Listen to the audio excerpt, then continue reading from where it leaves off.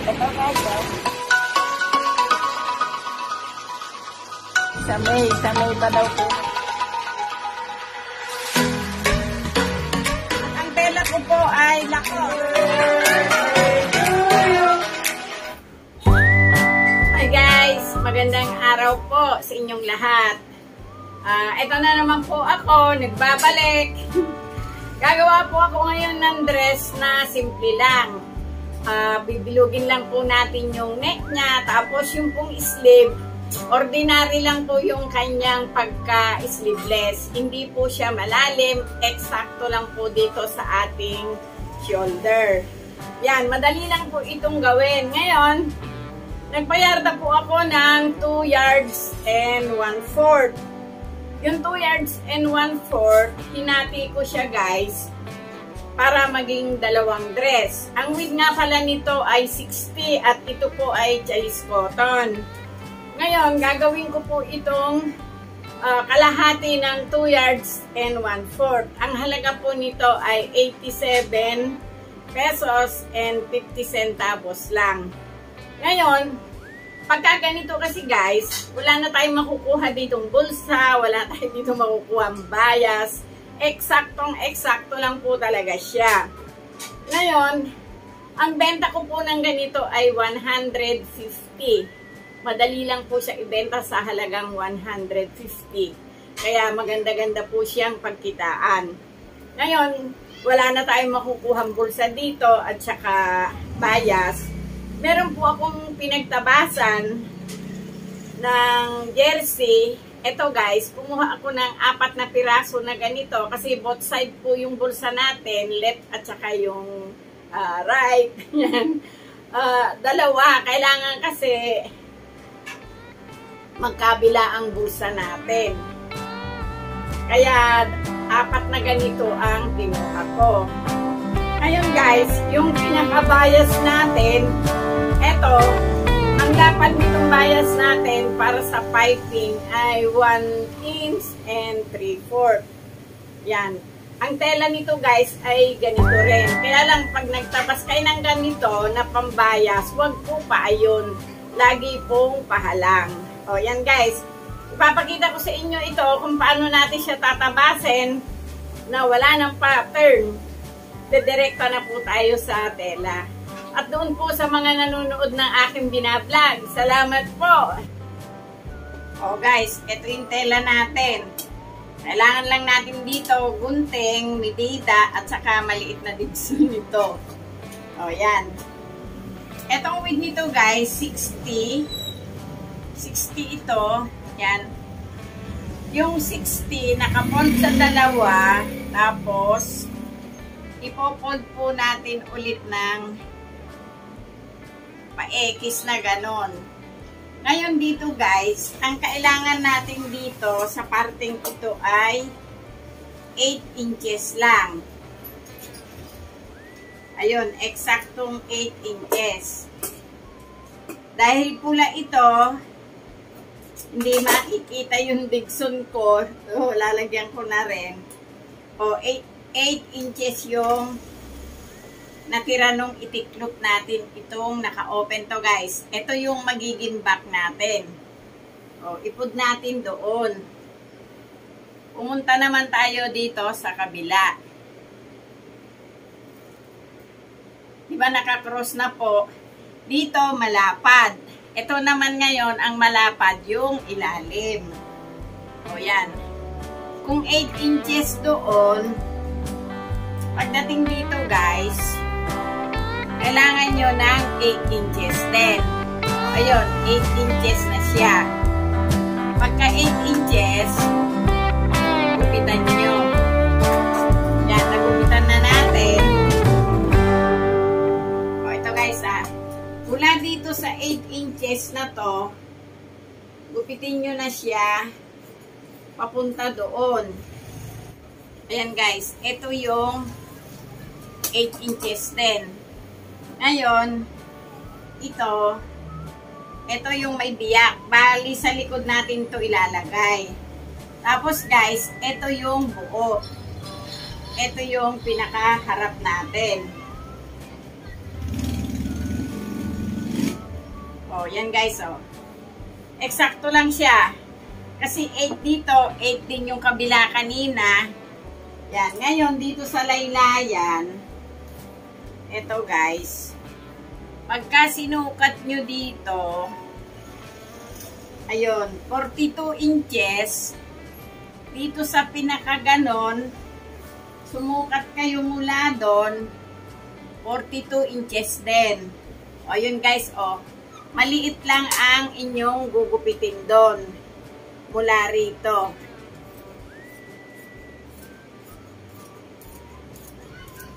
Ito. Wala na tayong pambulsa. Ngayon guys, dito,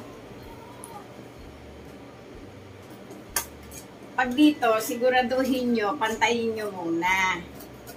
Yan, tapos, gumuhit kayo ng 3 inches. Ito siya guys, oh, 3 inches doon. Tapos mula dito, gumupit kayo ng 2 inches. Yung 2 inches, ibilog nyo lang po ng konti, umakyat kayo doon sa 3 inches. Ngayon dito guys, bumaba na agad kayo dito ng 1 inch. Kasi eksakto po tayo doon sa manggas mamaya sa baba. Ayan, mula dyan, sumukat po kayo ng, kung ang sleeve na gusto nyo ay maliit lang, gawin nyo muna sa 8. Ibaba nyo mula doon, dito kayo sa 8. Yan. Pagkakuha nyo ng 8, kunin nyo po yung pinaka-body. Yan guys, 40. Ito doon na po natin sa 11 para doon na po yung bagsak ninyo. Ngayon dito, ang shoulder na kukunin natin ay 7. Yan, yung 7, ituwid nyo po doon. Yun. Doon kayo maglanding sa 11 kanina na body na galing dito. O, yun guys, o. Ngayon dito, magbawas kayo ng konti. Kasi sobra pa po sa 11 yon. Bumaba kayo ng 6 inches, lagyan nyo ng tandaan, doon na po yung pwesto ng bulsa natin. Yan. Pag ganito lang po yung bulsa natin guys. Guys, ito nga pala yung front natin. Mula doon sa 2 inches kanina na pinaggupitan natin ng back, bababa pa kayo ulit ng 2 inches. Yan. Yung 2 inches, i-connect nyo po doon sa ibabaw na yon. Ito po yung pinaka-front natin. Dudugtungin na muna natin dito bago ko idaan sa 5 thread.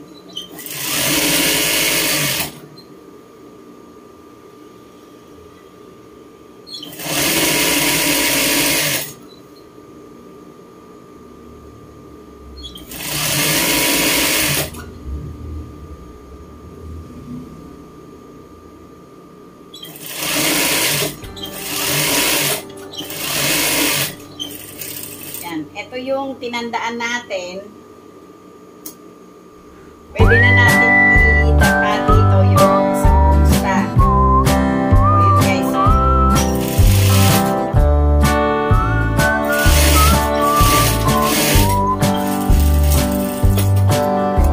Yan, ikapit natin ng ganon.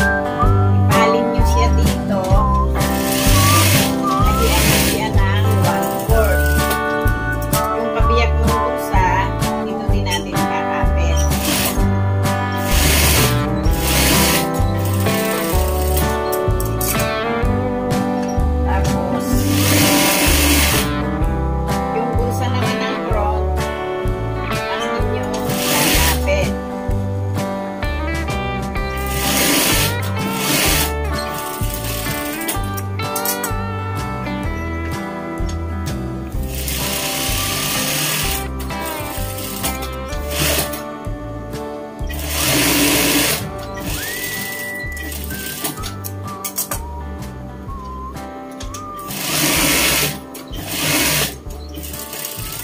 yan. May bulsa na yung front tsaka yung back natin.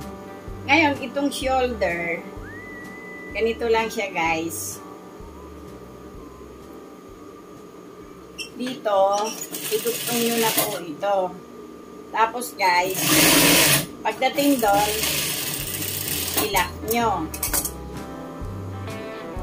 Tapos dito sa kabila, kasi dadaan yung ating piping, mag-iwan kayo doon ng 1 inch. Yan.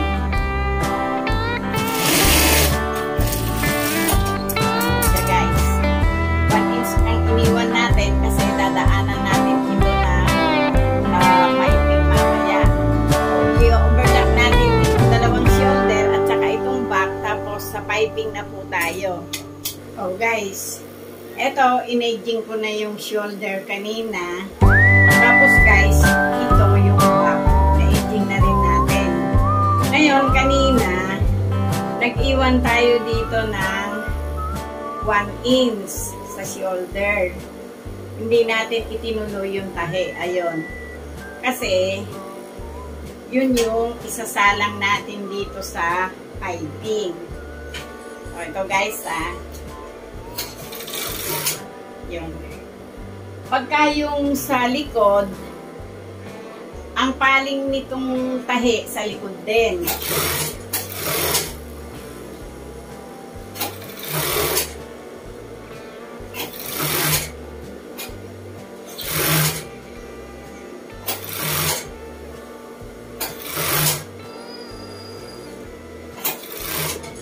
So, ito na guys yung shoulder natin.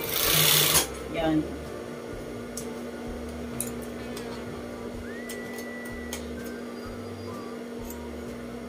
Ito na. Ito yung pinaka-kilikili natin.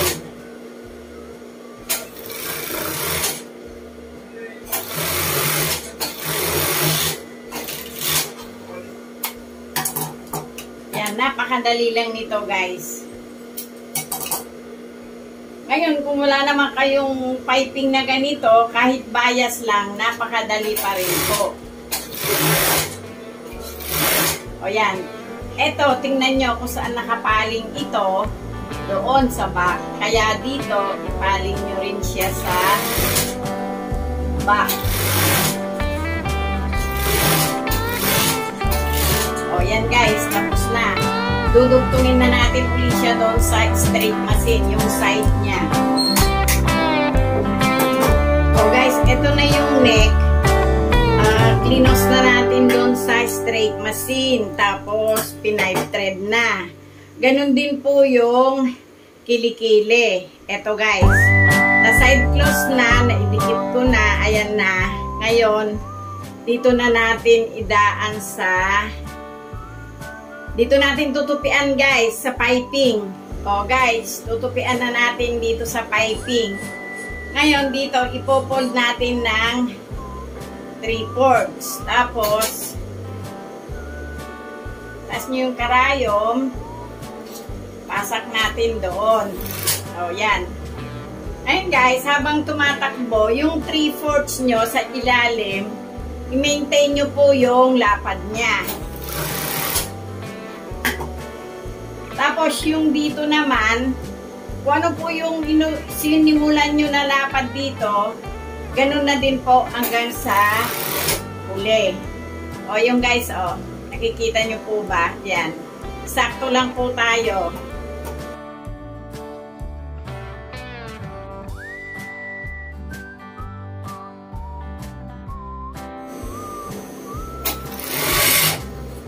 O, yan guys, o. Yan. Pagdating dito, ibalik nyo yung ikot. Ilahin nyo. O, ito guys. Tapos na. Isusukat na natin sa manikin. O guys, yan na yung ginawa kong walking duster. Yan, pwedeng panlakad, pwede rin pambahay. At saka yung kanyang lieg, halos eksakto lang po. Kasi yan po ang mabilis sa akin dito, yung eksakto lang yung pinakaliig niya. O O sana nagustuhan nyo yung ginawa ko ngayon at huwag niyo pong kalimutan mag-subscribe. Paki-like at paki-share na rin po. Thank you sa mga nanonood.